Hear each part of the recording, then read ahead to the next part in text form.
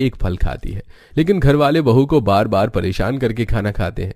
इस बीच वो घर का सारा काम करके थक भी जाती है और ससुराल वाले भी बाहर जोमेटो से नवरात्रि का खाना ऑर्डर करके खा लेते हैं, तो कभी बार बार जाकर जूस पीते हैं।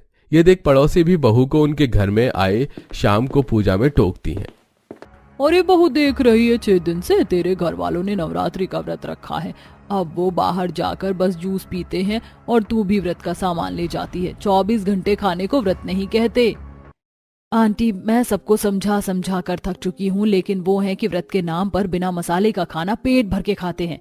बहू, ससुराल वालों की क्या चुगली कर रही पड़ोसन से? चुगली नहीं कर रही माँ जी, बस उन्होंने कुछ पूछा तो मैंने उसी का ही जवाब दिया है। वो सब कुछ मैंने अपने कानों से सुन लिया।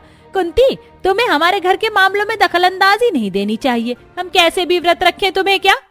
ये जिस तरह से तुम भुक्कड़ लोग माता रानी के नवरात्रों में बिना मसाले का खाना खाकर व्रत रख रहे हो, ये बहुत गलत है। व्रत में बार बार नहीं खाया जाता। व्रत का मतलब ही यही है कि खाना छोड़ना है। आंटी, घर पर पूजा में शामिल होने के लिए आपका बहुत बहुत शुक्रिया। अब आप अपने घर जा सकती हैं, समझी आप?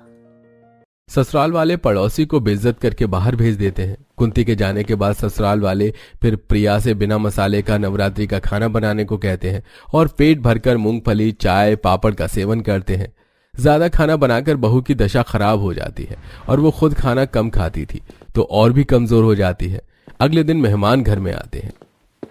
बहू, मेहमान आए हैं, आलू के चिप्स, व्रत का नमक, चाय और साबूदाना के पापड़ रख दो, सब अच्छे से खा तो लेंगे।